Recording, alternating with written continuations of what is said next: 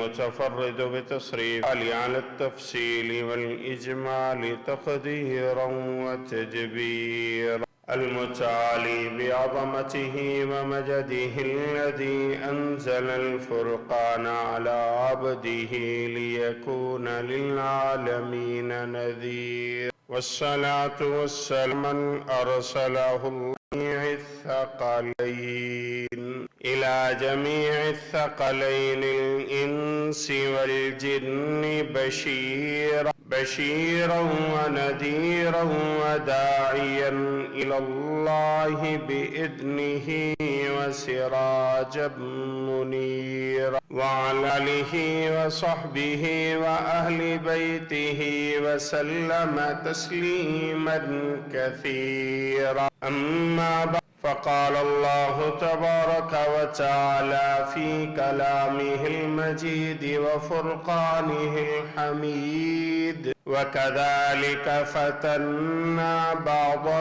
حمید مجید. انتہائی واجب الاحترام بزرگوں، دوستوں، ساتھیوں، 1446 ہجری جمادی اولیٰ کی 18 تاریخ نماز جمعہ کی ادائیگی کے لیے ہم یہاں موجود ہیں. دعا ہے کہ اللہ رب العزت کچھ ایسا کہنے کی توفیق نصیب فرمائے جو ہم سب کے لیے دنیا میں اور آخرت میں نجات کا ذریعہ ہو. انسان کو دھوکہ لگتا ہے کہ یہ دنیا ہمیشہ کے لیے. اس دھوکے میں انسان اپنے لیے ایسے اسباب اور ایسے انتظامات کرنے کی کوشش کرتا ہے کہ جن کی وجہ سے اسے اس دنیا میں ہمیشہ کی زندگی مل جائے. انسان کی طبیعت میں ابتدا ہی سے دنیا کی محبت، زندگی کی محبت اس طرح سے رکھ دی گئی ہے کہ اس مقصد کے لیے انسان بڑے سے بڑا رسک لینے کے لیے بھی تیار ہو جاتا ہے. چنانچہ حضرت سیدنا آدم علی نبینا وعلیہ الصلوات والتسلیمات جب جنت اور شیطان نے انہیں جنت سے نکلوانے کا منصوبہ بنایا تو اس منصوبے میں اس نے اسی چیز کا ذکر کیا انسان کو اس کے ذریعے لالچ دی جا سکتی ہے.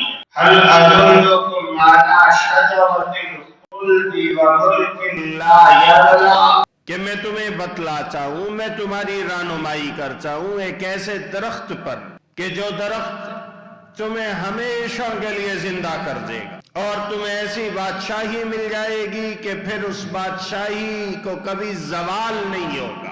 یہ شیطان کی طرف سے انسان پر حملے کی بنیاد اور پہلی کڑی کہ انسان کو دیا جاتا ہے کہ تم جس حالت ہو یہ حالت ہمیشہ کے لیے برقرار رہے گی، جبکہ حقیقت یہ ہے کہ دنیا کی کسی چیز میں ہمیشگی نہیں ہے. جب تک انسان دنیا کے اندر ہے کوئی بھی کیفیت ایسی نہیں، کوئی بھی حالت ایسی نہیں، کوئی بھی نعمت ایسی نہیں کہ جو ہمیشہ رہ جائے، تبدیلی آتی رہتی ہے. رسول اللہ صلی اللہ علیہ وسلم نے ارشاد فرمایا ان لکل شیء شرہ ولکل شرۃ فترہ، کہ ہر چیز کا ایک عروج ہے اور ہر جوانی میں پھر کمزوری، ہر قوت میں کمزوری، ہر عروج میں زوال. نے فرمایا کس موقع پہ فرمایا؟ صحیح حدیث ہے، صحیح ستہ کی حدیث ہے. آپ علیہ السلام کی اونٹنی جب کبھی دوڑ کا مقابلہ ہوتا تو ہمیشہ جیت جاتی تھی. آپ علیہ السلام کی اونٹنی تھی، آپ اس میں سواری کرتے، آپ اس میں سوار ہوا کرتے. آپ علیہ السلام کی 2 اونٹنیاں، ایک کا نام عقبہ ہے، ایک کا نام قصوہ ہے. آپ کی یہ اونٹنی ہمیشہ جیت جاتی تھی. جب علام کی اونٹنی جیتتی تو صحابہ خوش ہوتے، لازمی سی بات ہے. صحابی کہتے ہیں کہ ایک مرتبہ دیہات سے کوئی آدمی آیا، وہ اپنا جوان اونٹ لے کر آیا. اس اونٹ کے ساتھ رسول اللہ صلی اللہ علیہ وسلم کی اس اونٹنی کا مقابلہ کرایا گیا، وہ جیت گیا، یہ اونٹنی پیچھے رہ گئی. صحابہ پریشان ہو گئے، غم ہو گیا، افسوس ہونے لگا سب کو. تو اس موقع پر اللہ کے رسول صلی اللہ علیہ وسلم نے یہ بات سمجھائی کہ ان لکل شیء شرہ، ہر چیز کی ایک جوانی ہے، قوت ہے، ہر چیز کا ایک ابھار ہے، ہر چیز کی ایک بڑھوتری، ایک حد ہے، اور جب کوئی چیز اپنے نقطۂ عروج تک پہنچ جاتی ہے تو اس کے بعد پھر کا زوال۔ یہ زندگی ہے، اور اس زندگی کے ہر معاملے میں اسی طرح سے یہ ہوتا ہے۔ ہم یہ سمجھ بیٹھتے ہیں کہ شاید جو کچھ ہمیں ملا ہے، یہ ہماری جو کیفیت ہے، یہ ہمیشہ کے لیے، جبکہ ایسا نہیں ہوتا۔ یہاں اللہ رب العزت نے دنیا کی زندگی کو سمجھایا ہے، فرمایا وَضْرِبْ لَهُمْ مَثَلَ الْحَيَاةِ الدُّنْيَا كَمَاءٍ أَنزَلْنَاهُ مِنَ السَّمَاءِ فَفِيهِ نَبَاتُ الْأَرْضِ فَأَصْبَحَ هَشِيمًا تَذْرُوهُ الرِّيَاحُ وَكَانَ اللَّهُ عَلَى كُلِّ شَيْءٍ مُقْتَدِيرًا۔ تم اپنی زندگی کو سمجھنا چاہتے ہو، زندگی کی حقیقت دیکھنا چاہتے ہو، اس کے علاوہ کچھ نہیں کہ اللہ جیسے آسمان سے پانی برساتے، بارش آتی ہے، زمین اس پانی کو جذب کرتی ہے، فَفِيهِ نَبَاتُ الْأَرْضِ، زمین سے سبزے کی کونپلیں نکلتی ہیں، فصلوں کی پیداوار ہوتی ہے، غلہ اگتا ہے، اناج بنتا ہے، چاہے کہ یہ لہلہاتی فصل خشک ہو جاتی ہے، زرد پڑ جاتی ہے، پھر اتنی خشک ہو جاتی ہے کہ ہواؤں میں بکھر جاتی ہے، چورا چورا ہو جاتی ہے، فَأَصْبَحَ هَشِيمًا تَذْرُوهُ الرِّيَاحُ، چاہتا ہے یہ اتنا چورا اور باریک ہو جاتا ہے کہ ہوائیں اسے بکھیر دیا کرتی۔ یہی انسان کی زندگی ہے۔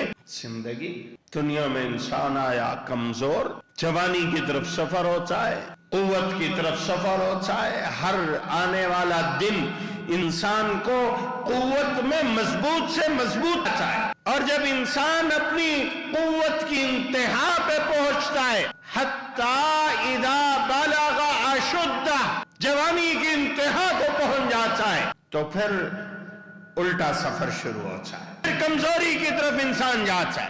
سورہ یاسین میں اللہ فرماتے ہیں نا وَمَن نُعَمِّرْهُ نُنَكِّسْهُ، جسے ہم زندگی دیتے اسے پھر بناوٹ میں الٹا دیتے، یہ انسان کی زندگی۔ اور پھر زندگی کو ہمارے دین نے ہمارے لیے آزمائش قرار دیا، فتنہ قرار دیا، امتحان قرار دیا۔ ایک انسان کو زندگی میں اس قسم کے امتحانات کا سامنا ہوتا ہے، فتنوں کا سامنا ہوتا ہے۔ اللہ رب العزت نے توفیق دی تو انشاءاللہ آنے والے جمعوں میں ہر جمعے کسی نہ کسی فتنے کا تذکرہ کرنے کی کوشش کروں گا کہ انسان کو یہ فتنہ بھی پیش آ سکتا ہے، یہ فتنہ بھی اور یہ فتنہ بھی۔ حضرت عمر فاروق رضی اللہ تعالی ایک دن تشریف فرمائے، سوچ رہے ہیں، رسول اللہ صلی اللہ علیہ وسلم کے صحابی رازدار ہیں، حضرت حذیفہ بن الیمان انہیں بلایا، بیٹھے ہیں مجلس کے اندر کہ کوئی ایسا ہے کہ جس نے اللہ کے رسول صلی اللہ علیہ وسلم سے فتنوں کے بارے میں سوال کیا ہو کہ انسان کو کس طرح کے فتنوں کا سامنا کرنا پڑتا ہے؟ تو حضرت حذیفہ نے فرمایا کہ ہاں یہ سوال میں نے کیا۔ حضرت الجری علی ھذا، مجھے یہی امید تھی کہ رسول اللہ صلی اللہ علیہ وسلم سے یہ سوال تم ہی کر سکتے ہو۔ فرمایا بتلائیے انسان کو کن فتنوں کا سامنا کرنا پڑتا ہے، یا ہمیں کن فتنوں کا سامنا کرنا ہوگا؟ تو وہ بتلانے لگے۔ اللہ کے رسول صلی اللہ علیہ وسلم نے ارشاد فرمایا اہلہ ومالہ وولدہ، انسان کا فتنہ یعنی انسان کی آزمائش بیوی میں بھی ہے، مال میں بھی ہے، اولاد میں بھی ہے، گھر بار کے اندر بھی ہے۔ حضرت حذیفہ لیسان ھذا، میں اس بارے میں سوال نہیں کر رہا، مجھے تو ان فتنوں کے بارے میں جاننا ہے تموج کموج البحر، جو سمندر کی لہروں کی طرح اچھلتے ہوئے آتے۔ حضرت حذیفہ نے حضرت عمر کو تسلی دی کہ آپ کو ان فتنوں کے بارے میں معلوم کرنے کی ضرورت نہیں ہے، ان بینک و بینہا بابا مغلقا، آپ کے اور ان فتنوں کے درمیان ایک بند دروازہ موجود ہے، آپ کی زندگی میں وہ فتنے نہیں آئے۔ حضرت عمر نے آگے عجیب سوال کیا، فرمایا ایفتح الباب ام یکسر، یہ میرے اور فتنوں کے درمیان جو دروازہ ہے اس دروازے کو کھولا جائے گا یا اس دروازے بڑا گہرا حضرت حذیفہ یکسر، یہ توڑا کھولا نہیں توڑا جائے گا، صحیح بخاری کی حدیث ہے۔ حضرت آبادا اگر اس دروازے گا تو پھر امت میں یہ دروازہ کبھی بند نہیں ہوگا، کبھی بند نہیں ہوگا۔ بات آئی ختم ہو گئی، یہ بات اشارات میں تھی، ہر آدمی نہیں سمجھ سکتا تھا۔ حدیث کے راوی ایک دوسرے سے پوچھ رہے ہیں کہ کیا حضرت عمر کو معلوم تھا کہ یہ فتنہ اور ان فتنوں کا دروازہ جسے توڑا جانا ہے یہ کون ہے؟ تو دوسرا راوی بتلاتا ہے اسے کہ جی ہاں، جیسے ہمیں یہ یقین ہے کہ آج شام کو ہونا ہے، عمر کو بھی اسی طرح یقین سے معلوم۔ بعد والوں نے اس کی یہی تفسیر نکالی کہ حضرت عمر رضی اللہ تعالیٰ عنہ کی شخصیت یہ خود ان فتنوں کے سامنے ایک بند تھی، اور حضرت عمر فاروق کو جب شہید کیا تو امت کے اندر پھر فتنوں کی ابتدا شروع، عثمان کی شہادت کے ساتھ یہ فتنے اپنے عروج کو پہنچنا شروع ہوئے۔ میں انشاءاللہ اس پر تفصیل سے آگے عرض کروں گا۔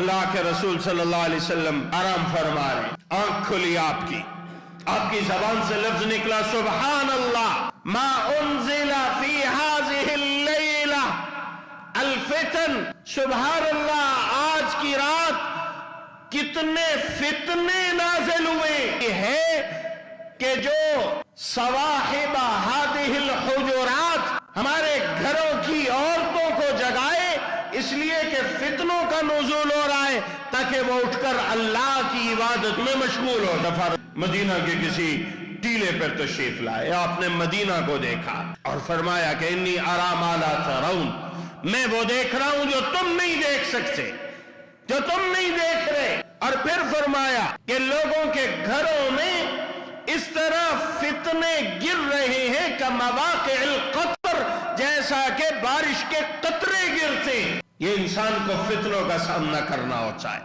اس لیے ہمیں دعائیں سکھائی گئی ہیں، رسول اللہ صلی اللہ علیہ وسلم بھی دعا فرمایا کرتے تھے، آپ نے بھی دعائیں کی، نماز کے آخر میں ہم تو دعا فرماتے تھے، ہمیں ایک ہی دعا یاد ہوتی ہے رب اجعلنی مقیم الصلاۃ، اچھی دعا ہے، قرآن کریم کی سکھائی ہوئی دعا ہے، لیکن اس موقع پر اور بھی دعائیں رسول اللہ صلی اللہ علیہ وسلم سے ثابت ہے اور مانگنی چاہیے۔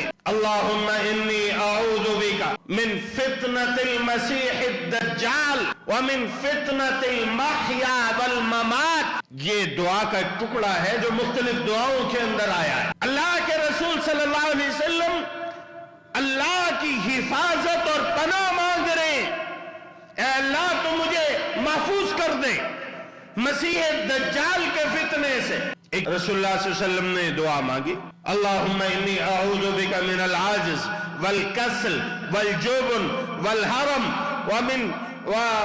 ومن فتنة عذاب القبر ومن فتنة المسیح الدجال ومن فتنة المحیا والممات۔ اے اللہ تو مجھے محفوظ کر دے کمزوری سے، عاجزی سے، تو مجھے محفوظ کر دے سے، اے اللہ تو مجھے اپنی پناہ میں رکھ دے، مجھے محفوظ کر دے، مجھے محفوظ کر دے بزدلی سے، مجھے محفوظ کر دے ایسے بڑھاپے سے، الحرم کہ جس بڑھاپے میں انسان خود اپنے آپ کو نہیں سنبھال سکتا، اے اللہ تو مجھے محفوظ کر دے عذاب قبر سے، ومن فتنة القبر، ایک جگہ ذکر ہے، اور اے اللہ تو مجھے اپنی پناہ دے دے مسیح دجال کے فتنے سے، ومن فتنة المحیا والممات، اے اللہ تو مجھے زندگی اور موت کے فتنے سے محفوظ کر دے۔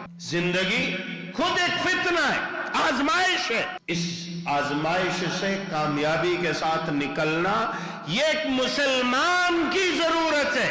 یہ ایک عام لفظ ہے، جامع لفظ ہے، زندگی کا فتنہ، موت کا فتنہ، یعنی زندگی کی آزمائش، زندگی کا ہر لمحہ آزمائش ہے، زندگی کا ہر معاملہ آزمائش ہے۔ ہم جیتے جاگتے عقل و شعور کے ساتھ جو کام بھی کرتے ہیں، ہر کام ہمارے لیے ایک فتنہ ہے، آزمائش ہے، اس کا حساب و کتاب ہے۔ اس لیے تو فرمایا ما یلفظ من قول الا لدیہ رقیب عتید، تم زبان سے لفظ نکالتے ہو، تمہارے دائیں بائیں ایسے نگران تیار بیٹھے جو تمہارے ہر لفظ کو محفوظ کر دے. نہیں سمجھ میں آتا لوگوں کو یہ کیسے ہوگا کہ ہماری ہر حرکت، ہمارا ہر فعل، ہمارا ہر لفظ محفوظ ہو جاتا ہے، سب کچھ لکھا جاتا ہے، سارا ڈیٹا تیار ہو جاتا ہے. کل انسان الزمناہ طائرہ فی عنقہ وَنُخْرِجُ لَهُ يَوْمَ الْقِيَامَةِ كِتَابًا يَلْقَاهُ مَنْشُورًا. ہر انسان کی گردن میں اللہ فرماتے ہم نے اس کا طائر لٹکا دیا ہے اور یہی نام اعمال قیامت کے دن ہم نکالیں گے، اور اس دن کوئی بتلانے کی بھی ضرورت نہیں ہوگی. کہا جائے گا کفا بنفسک اليوم حسیبا، اپنا حساب کرنے کے لیے آج تم خود کافی ہو. اس لیے اللہ کے رسول صلی اللہ علیہ وسلم فرماتے ہیں نعمتان مغبون فیہما کثیر. اللہ کی دو نعمتیں ایسی ہیں کہ لوگوں کو ان دو نعمتوں میں دھوکہ لگ جاتا ہے. دھوکہ لگ جاتا ہے. کیسے؟ کون سی دو نعمتیں؟ انسان دھوکے میں مبتلا ہو جاتا ہے. ایک ہے صحہ، دوسری الفراغ. انسان کی صحت، انسان سمجھتا صحیح رہوں، میں اتنا بڑا طاقتور، میں اتنا بڑا سمجھدار، میں اتنا بڑا چالاک اور میں اتنا احتیاط کرنے والا، شاید میں کبھی بیمار نہیں ہو پڑوں گا. اور دوسرا فرصت کے لمحات. ان دونوں نعمتوں میں انسان بڑا نقصان کرتا ہے. اگر ان دو نعمتوں کو انسان قدر کر لے اور انہیں صحیح استعمال کر لے تو اللہ رب العزت اس کو کہیں کا کہیں پہنچا دے. میں نے سورہ الانعام کی آیت پڑھی ہے. ایک واقعے کی طرف اللہ نے قرآن کریم میں اشارہ کیا. وہ واقعہ کیا تھا کہ مکہ کے لوگ کہتے تھے کہ ہم دین سیکھنا چاہتے ہیں، ہم آپ کی مجلس میں بیٹھیں گے، آپ کے کہنے پر ہم آپ کے پاس آئیں گے، لیکن یہ جو آپ کے ساتھ وہ لوگ موجود ہیں جو ہنس کے نہیں ہیں، کم درجے کے، ان کے ساتھ بیٹھنا ہمارے لیے عار ہے، ہمیں برداشت نہیں ہے. اسلام نے تو مساوات کا درس دیا نا، برابری کا درس دیا. ایک ہی صف میں کھڑے ہو گئے محمود و ایاز، نہ کوئی بندہ رہا نہ کوئی بندہ نواز. اسلام نے تو انسانیت کو برابری کا درس دیا. کلکم بنو آدم وآدم من تراب، سارے کے سارے تم آدم کی اولاد ہو اور آدم مٹی سے. الا لا فضل لعربی علی عجمی ولا لاحمر علی اسود. اچھی طرح سن لو، کسی عربی کو عجمی پر کوئی فضیلت حاصل نہیں، کسی سرخ کو سفید کو کالے رنگ والے پر کوئی فضیلت حاصل نہیں. ایمان لے آئے ہو، انما المؤمنون اخوہ، سارے تم بھائی ہو. رسول اللہ صلی اللہ علیہ وسلم کی اپنی کیفیت یہ تھی. میں نے شاید پہلے بھی وہ واقعہ سنایا، صحیح بخاری میں آتا ہے کہ ایک مسلمان اور یہودی کا جھگڑا ہو گیا. اس جھگڑے کے دوران، گفتگو کے دوران، تکرار اور بات چیت کے دوران یہودی کہنے لگا والذی اصطفی موسیٰ علی العالمین، مجھے اس اللہ کی قسم جس نے موسیٰ کو تماموں پر فضیلت دی. صحابی موجود تھے کہ اچھا تم یہ کہتے ہو کہ موسیٰ کی فضیلت تمام جہانوں پر ہے، تو عالمین میں تو ہمارے آقا حضرت محمد صلی اللہ علیہ وسلم بھی موجود ہیں، کیا تم موسیٰ کو ہمارے آقا کے سے بڑھانا چاہتے ہو؟ یہ بات سنی تو وہی انہوں نے اسے تھپڑ مار دیا. یہودی اپنا صلی اللہ علیہ وسلم کے پاس لے کر آ گئے کہ جی اس نے مجھے تھپڑ مارا ہے. رسول اللہ نے بلایا، پوچھا کیوں؟ میں نے کہا جی اس نے تو یہی کہا والذی اصطفی موسیٰ علی العالمین، اللہ کی قسم جس نے موسیٰ کو تمام جہانوں سے تمام جہانوں پر فضیلت دی. کہ ہمارا تو عقیدہ یہ ہے کہ والذی، انہوں نے خود قسم کھائی والذی علی العالمین، کہ محمد جہانوں پہ فضیلت دی. عربیت کر رہے ہیں. قرآن کریم میں اللہ نے نبیوں کا ذکر کیا نا، تو انبیاء کے تذکرے میں ایک نبی کا ذکر ہے، حضرت یونس ابن متہ. ان کا ذکر اس تناظر میں ہوا ہے کہ ایک موقع پر اللہ کا حکم، اللہ کے حکم کی انتظار کیے بغیر یہ چل پڑے تھے. اذ ابق الى الفلك المشحون وَذَنُّونِ اِذْ ذَهَبَ مُغَاضِبًا. قرآن کریم نے اس انداز سے حضرت یونس کہ انہوں نے اللہ کے حکم کا انتظار نہیں کیا اور ابقا کا لفظ استعمال کیا. आबाका का लफ्ज आमतौर पर अरबी में उन गुलाम अपने मालिक की इजाजत के बगैर चले जाए, भाग जाए, ये लफ्ज इस्तेमाल हुआ। इस तनाज़ और कुरान करीम के अंदाज से किसी के ज़िक्र के अंबिया में हज़रत यूनुस की शान शायद कम होगी, तो रसूलुल्लाह सल्लल्लाहु अलैहि वसल्लम ने वाज़े किया कि ला तुफ़द्दिलूनी अला यूनुस इब्न मत्ता, खबरदार तुम मेरी शान यूनुस से भी ऊंची ना बढ़ाना। ला तुफ़द्दिलूनी अला यूनुस इब्न मत्ता, कि हम सारे नबी हैं और बुनियादी तौर पर नबी एक दर्जे के होते हैं। हम तिलकर रुसुल फज़्ज़लना बाज़हुम अला बाज़, लेकिन रसूलुल्लाह सल्लल्लाहु अलैहि वसल्लम उम्मत की ये तरबियत, क्या दर्श मिला? मुसावात का, बराबरी। अब वो कहते हैं कि इन गरीबों को उठाओ, माशरे में जिनकी हैसियत कम दर्जे की है इन्हें यहां से उठाओ।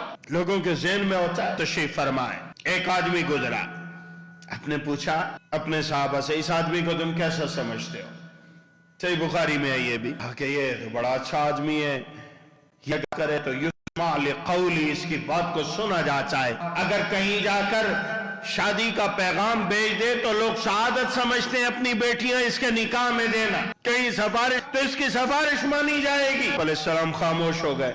फिर एक आदमी गुजरा, इसको तुम कैसा समझते हो? बताया गया कमजोर आदमी है, किसी मजलिस में जाकर बात करेगा लोग इसकी बात नहीं सुनेंगे, किसी को सिफारिश करेगा कोई हैसियत नहीं होगी, कहीं शादी के लिए रिश्ता भेजेगा तो इसका रिश्ता। अल्लाह ने फरमाया ये तुम्हारी नजर है, अल्लाह के यहाँ देखो तो जो आदमी का था ऐसे आदमियों से ये सारी जमीन भी भर जाए तो इस एक का मुकाबला भी नहीं कर सकती। जी हाँ,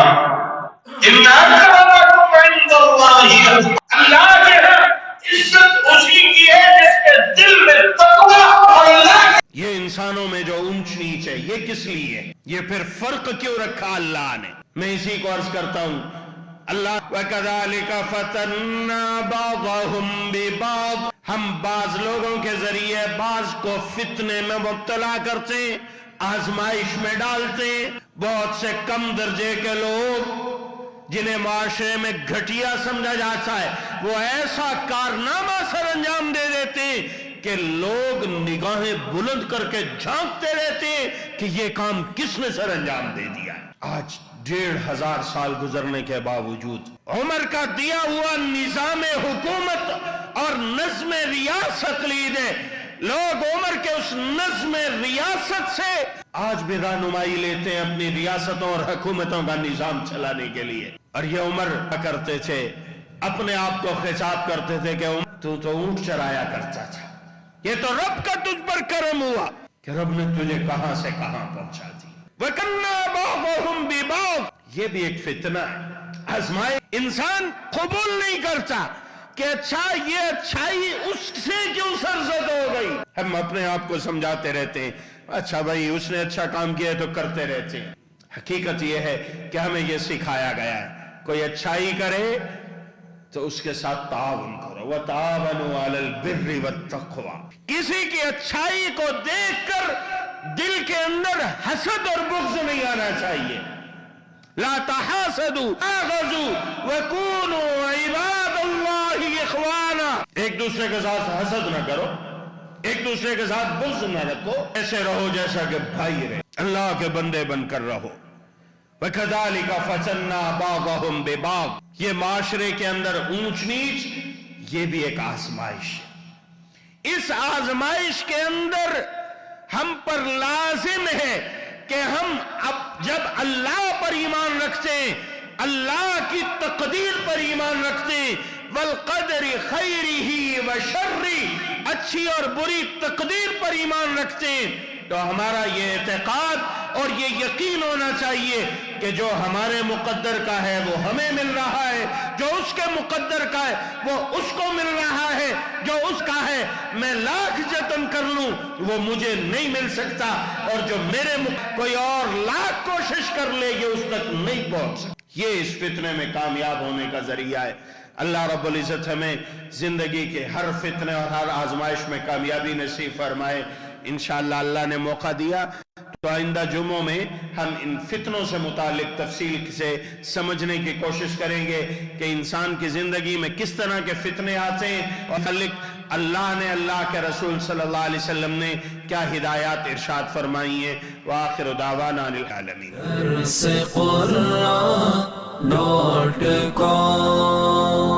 www.darsequran.com